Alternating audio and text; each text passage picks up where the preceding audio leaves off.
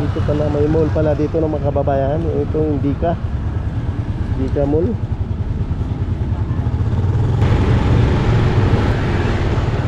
Pero kumaliwa tayo dito, no, sa Earnshaw. Wala pa din yung kalsada dito, no?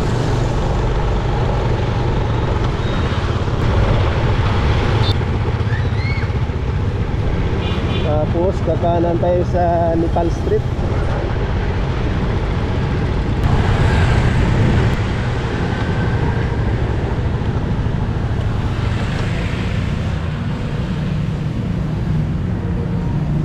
Dito pala, no, isang tsura ngayon itong Plaza del Fierro na para nga siyang sabungan, no, mga kababayan.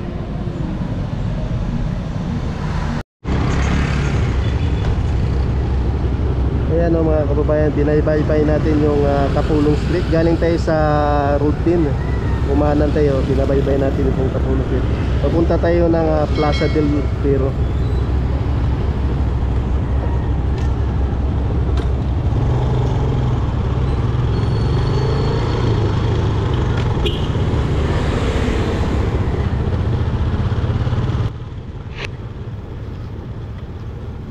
Malapad din itong kalsada, no?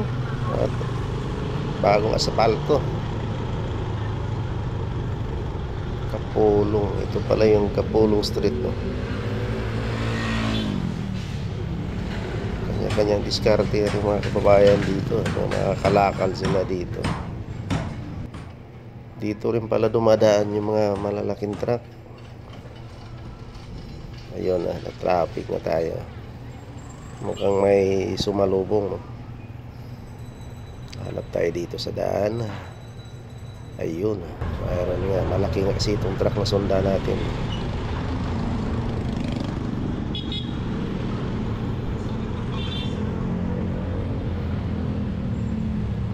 Malaki talaga itong tondo, no, mga kababayan.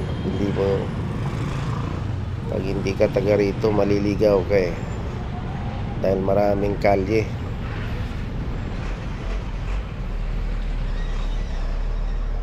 Ayan nga, oh. May dumadaan nga mga truck talaga dito. Busy rin na kalye ito. Ayun, so kakaliwa tayo dito sa kalye ito.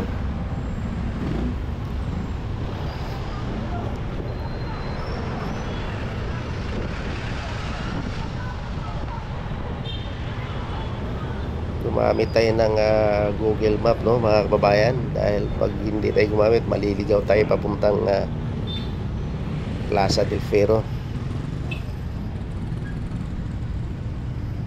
Susundan ko lang itong Waze.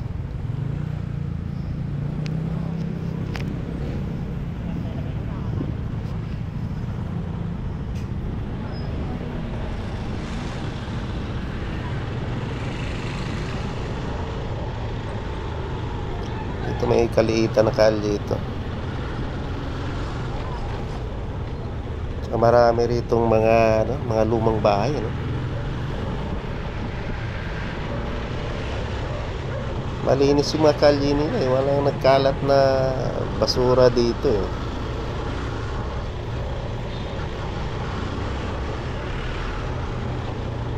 Talagang ramdam na yung may gobyerno sa Maynila simula nang umupo si Yorme Isko, ano, mga kababayan.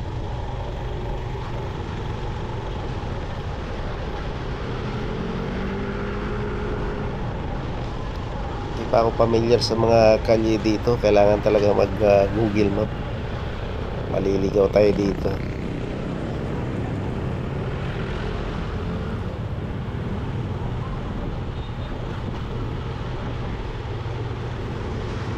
Ayan.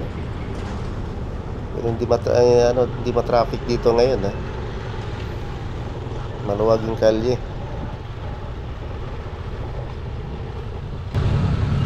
Dito pala, may mall pala dito ng mga kababayan. Itong Dika Mall.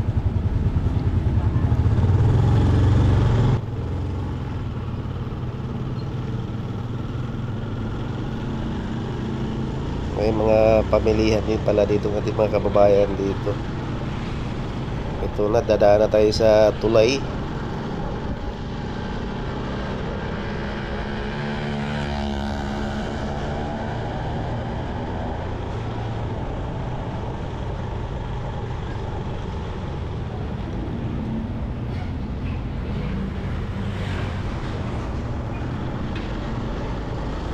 Ayan, truck na naman. Papasok itong kalye na ito. Dito may mga kaliit na kalye lang, 2 lanes lang ito.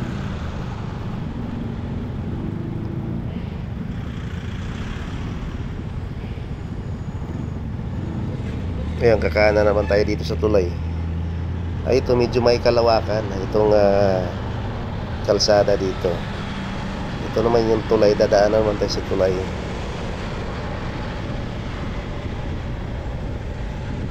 Malinis din yung ano nila dito.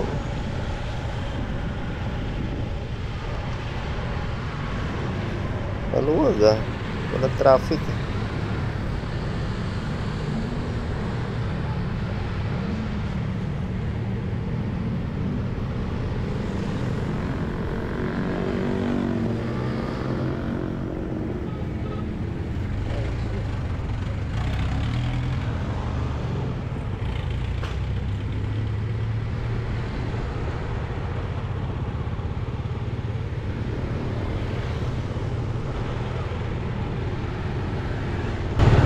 Pero kumaliwa tayo dito, no, sa Erncio.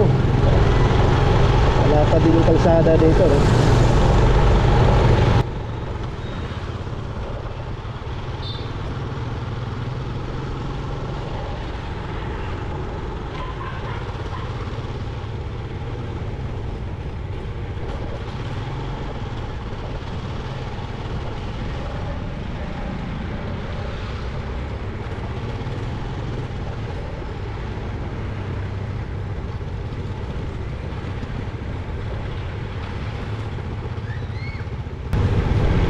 Tapos kakanan tayo sa Nepal Street.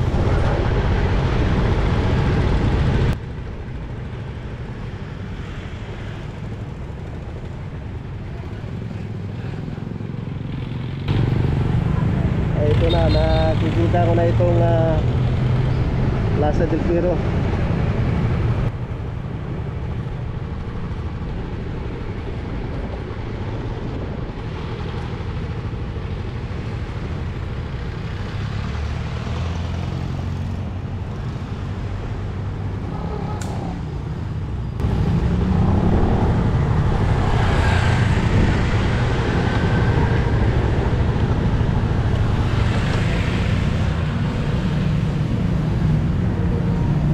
Ito pala, no, isang itsura ngayon itong Plaza del Fierro na para nga siyang sabungan, no, mga kababayan.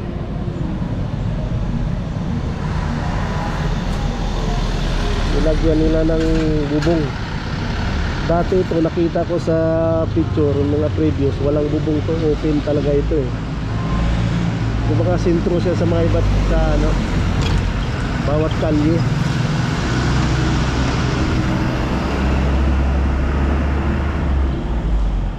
Ito may naabutan tayong mga estudyante na may nag-practice ng sayaw.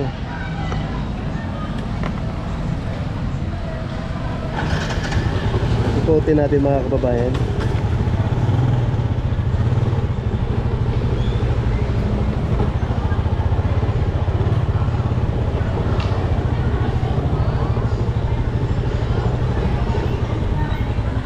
Magkatabi lang sa ano, no?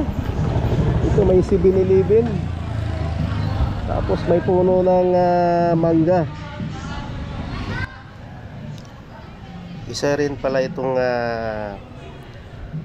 heritage site, no? Itong pero protected area din pala ito. Kaya lang ang nangyari, binago po yung nilagyan ng bubong para na siyang coliseum, no? Pag tinignan po, pag kuhanan mo ng drone footage sa taas, sayang, no?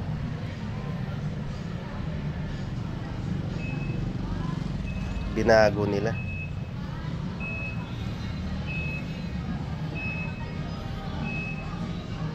May ano na, nilagyan nila ng barcode na screen.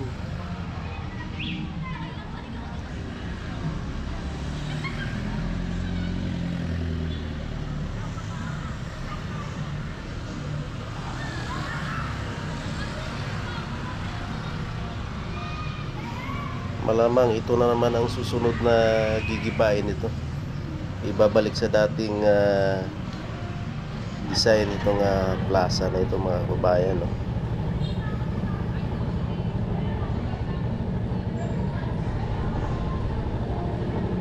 Barangay 160. So Barangay 168 Zone 15.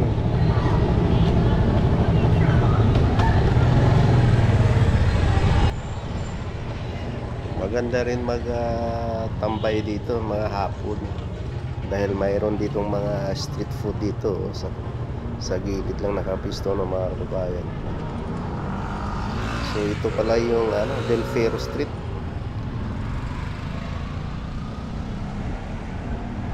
Malinis yung mga na dito eh. Makinis yung kalsada. Talaga walang lubak. Ayan, no? Rotunda. Dito umiikot yung mga sasakyan dito. Sadyain lang talaga ito. Nasa loob siya ng mga kalye. Di siya kalakihan na plaza.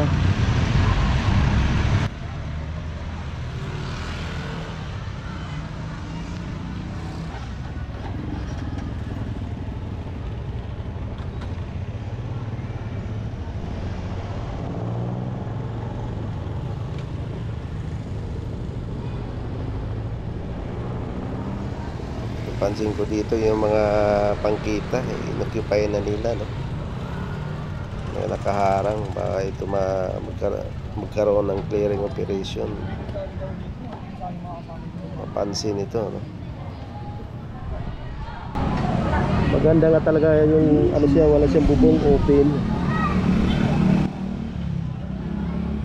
Tsaka madalang, no? Hindi pa crowded dito yung dumadaan ng mga sasakyan dito sa mga kalina ito, mga kababayan.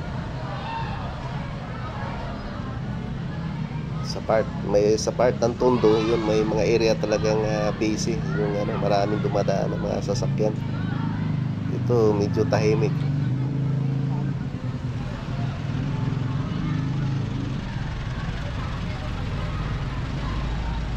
Hindi naman ito kasi main road, kaya siguro hindi crowded yung mga sasakyan dito na dumadaan, mga kababayan. Talagang sadyain itong plaza.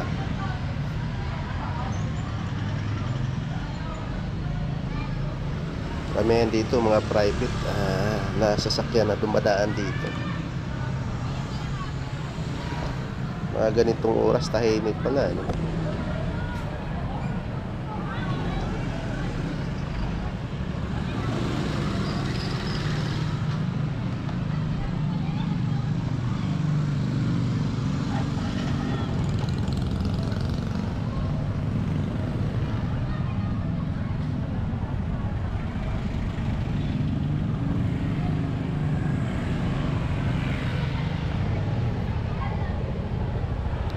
Ito yung bangkita naman, itong daanan ng mga tao para hindi sila gumitna dito sa kalsada.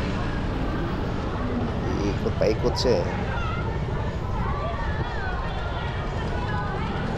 mga building dito, bawat kanto. Dito may mga naka-pisto rito ng mga street food,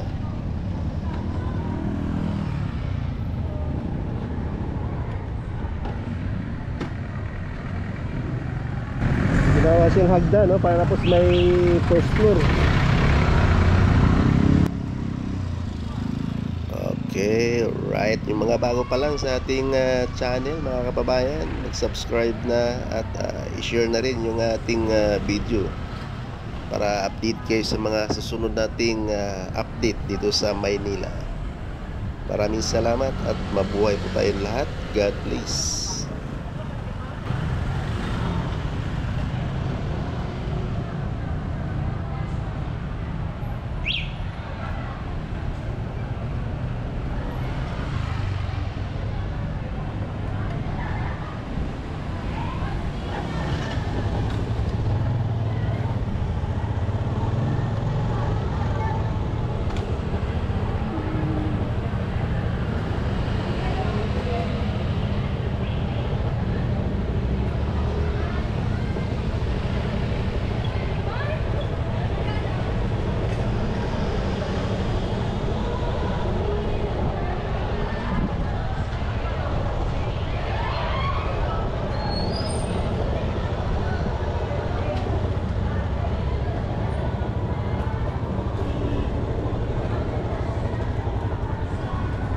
Magkano yung mani kuya?